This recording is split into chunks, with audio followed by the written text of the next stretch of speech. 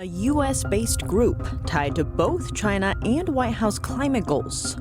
A Chinese biofirm buying 400 acres of land in Florida, but its leadership holds links to the Chinese military. A surprise encounter between a U.S. ship and several Chinese and Russian naval vessels. That's off Alaska's coast.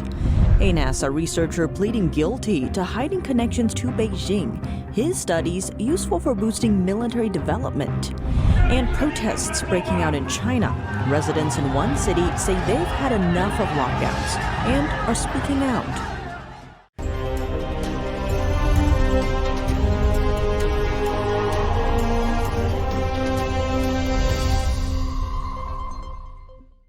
Welcome to China in Focus. I'm Tiffany Meyer. As the Biden administration pursues its climate change agenda, reports are surfacing that a major and influential group involved with the effort has ties to China.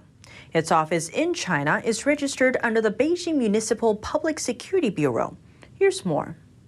The Natural Resources Defense Council, or NRDC, is based in New York City, but it has worked on climate issues in China since the mid-1990s. Several of its top officials have worked for the Chinese Communist Party or its institutions, while also maintaining close work relationships with officials in the Biden administration. According to internal State Department emails, the China-linked group regularly communicates with John Kerry's office on policy issues. John Kerry is the Special Presidential Envoy for Climate. On its website, the NRDC highlights its collaboration with, quote, a wide range of Chinese and international partners to boost green policies and strengthen environmental regulations. But the group doesn't mention China's poor climate record. The country accounts for about 27% of total global greenhouse gas emissions, nearly tripling the total from the U.S. The NRDC website says it has international business spanning Canada, India, China, and Latin America. But Beijing is the only place outside the U.S. where the organization has an office. This office is registered under the Public Security Bureau of the city of Beijing. Its business is supervised by China's National Forestry and Grassland Administration.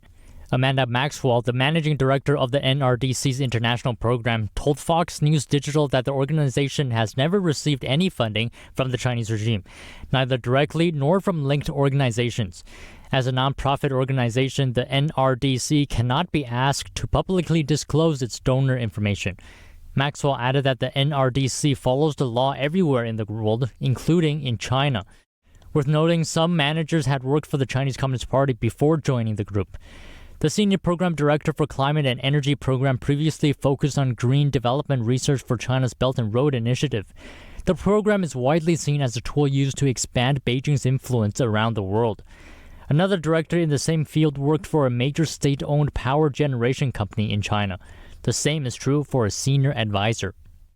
A Chinese bio-research company just made a major purchase of 1,400 acres of land in Florida, bought for over $5 million. The company is called Joint Laboratories. It plans to build a facility on the land in Florida's Levy County, where it will breed and quarantine primates. Though it can't break ground just yet, Joint is trying to rezone the property. Currently, the area only has the green light for forestry and rural residential purposes, not for research laboratories. Taking a closer look at the Chinese company, its leadership is known to have ties to the Chinese military. The CEO, Feng Yuxia, is a green card holder. She graduated from a Chinese military medical research institute. Feng also worked for an organization affiliated with the Chinese military in the 1990s. The company manager, Zuo Congling, graduated from the same Chinese military medical research institute. Zooming out to the big picture, both the U.S. and China are trying to speed up their biotechnology development. Just this month, President Biden signed an executive order pledging to spend $2 billion to boost the U.S. biotech industry. China has also been investing and expanding its biomanufacturing capacity. In terms of production facilities and capacity, China comes in third globally after the U.S. and EU. Lawmakers on Capitol Hill say that the Chinese ambassador to the U.S. has been approaching them. The ambassador's goal appears to be to deflect the Chinese regime's responsibility for the flow of illicit fentanyl into the U.S. One of the lawmakers he approached was Congressman Brad Winstrup, a member of the House Intelligence Committee. Here's what the congressman told NTD reporters in Washington. I recently met with the Chinese ambassador. He reached out, and one of the things he was concerned about is them getting blamed for the fentanyl scourge in the United States of America. And he said, we're just selling legal products. And I said, yeah, but those legal products combined are making fentanyl, and you're doing nothing to make sure they don't fall into the wrong hands. And I said, I'd be glad to work with you on that. And we'll see if he follows up. The majority of fentanyl and related substances trafficked into the U.S. are originally sourced from China. While the Chinese regime in 2018 pledged to crack down on fentanyl production, experts say little has been done since then. And in August, China stopped cooperating with the U.S. to counter narcotics in retaliation to House Speaker Nancy Pelosi's visit to Taiwan. In their recent plan, House Republicans promised to implement strict oversight into China's role in the drug crisis. That is, if they win the House this November. For the first time ever, drug overdose deaths in the U.S. topped 100,000 last year. The trend marks a rapid increase from years prior, coming in at 15% higher than 2020.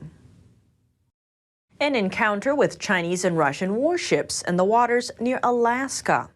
A U.S. Coast Guard ship spotted the foreign ships while on a routine patrol. 6 total vessels were seen, 2 Chinese and 4 Russian. The U.S. said the ships were operating within America's Exclusive Economic Zone, or EEZ. That zone covers an area of ocean extending over 200 miles from a country's territorial sea, and the nation has jurisdiction over the natural resources in that area. The warships were in a group formation, but later dispersed. The U.S. said it would continue to monitor the area to ensure the safety of U.S. vessels. The naval encounter comes a month after a warning from the head of NATO. Secretary General Jens Stoltenberg warned about China and Russia's growing footprint in the Arctic. He said Russia established a new Arctic command and opened hundreds of Arctic military sites, including deepwater ports and airfields. Beijing is also eyeing the Arctic. It plans to build the world's largest icebreaker. Stoltenberg said Beijing and Moscow have both pledged to intensify cooperation in the Arctic. He added that the partnership challenges the West's values and interests. But China isn't just boosting its presence in the north. It's also turning its attention to the south, both with warships and fishing activities. 80% of the fishing in the waters of the west coast of Latin America is pinned on a single Asian country, China. And it's not limited to international waters. China's activity there also bleeds into the territorial waters and exclusive economic zones of some South American countries. According to a report by Interpress Service, over 600 Chinese vessels have entered Peruvian and Ecuadorian waters so far this year. China has been called the world's factory, but now the country is losing business to India. A number of top manufacturers are shifting production out of China, with Apple among them. Let's take a look. Apple is going to start making its latest iPhones in India. The tech giant said Monday that it would begin making the iPhone 14 in the country. Analysts at JP Morgan expect about 5% of the handsets to be made there from late this year. But they say that could rise to 1 in 4 iPhones by 2025.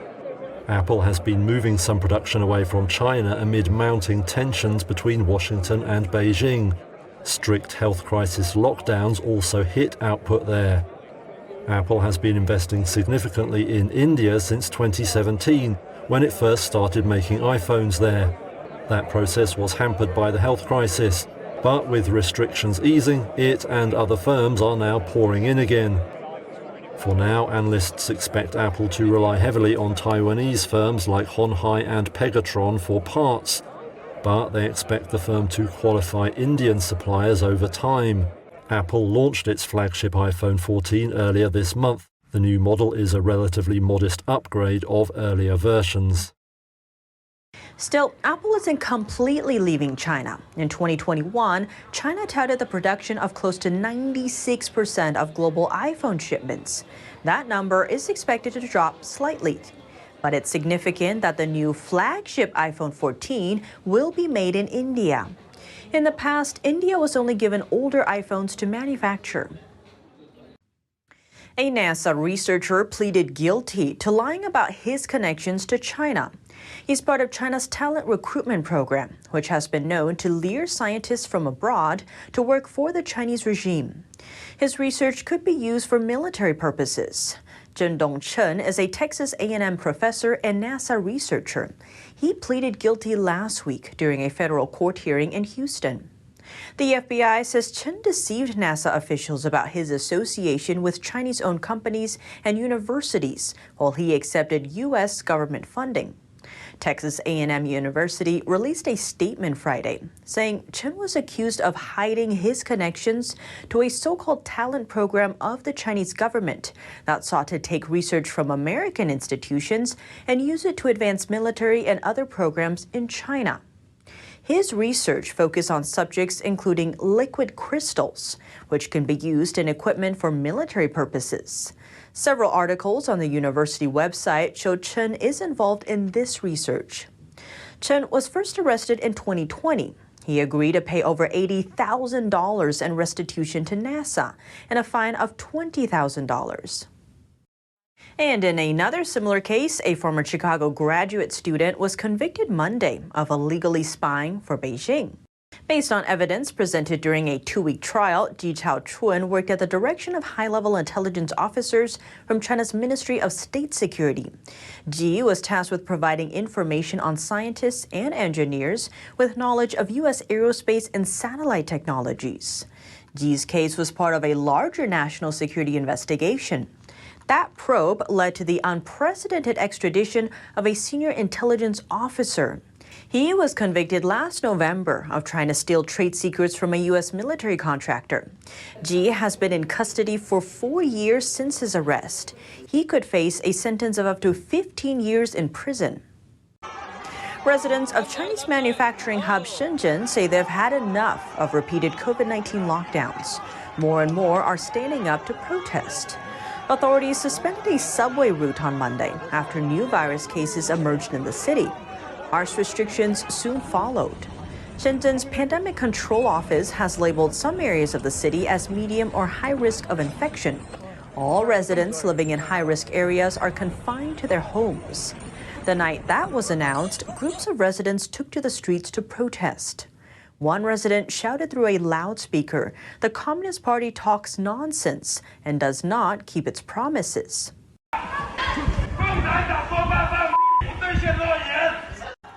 Authorities dispatched police to the scene, but the crowd eventually broke through the barricades circling the area. In videos of the incident, locals can be heard shouting about police violence. In the end, authorities sent a special weapons and tactics police unit to disperse the crowd. There's more happening in Shenzhen, too. Residents have also been spotted breaking through barriers and fences to flee quarantined areas. One resident says people can no longer survive under the harsh restrictions. To protect his identity, we distorted his voice.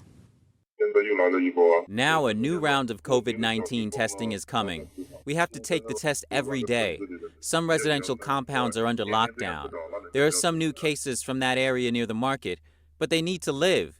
You do this every day and people cannot even survive. The market he refers to is China's largest shopping outlet for electronics. But for now, it's closed. A video captured over the weekend shows a woman running down the street shouting, "Excessive pandemic control, give me back my freedom." But she was later silenced by local pandemic control workers. Protests are also breaking out in other areas. In the northwestern city of Urumqi, videos posted to social media show crowds shouting, "Remove the lockdown." Also in Urumqi, a man was seen kneeling in front of workers in hazmat suits, saying he can't make a living.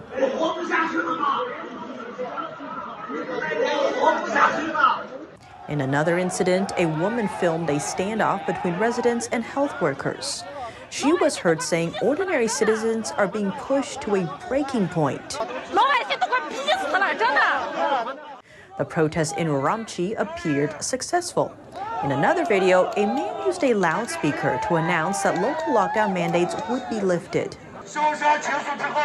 Starting tomorrow morning, we'll be allowed to leave our homes in an orderly fashion.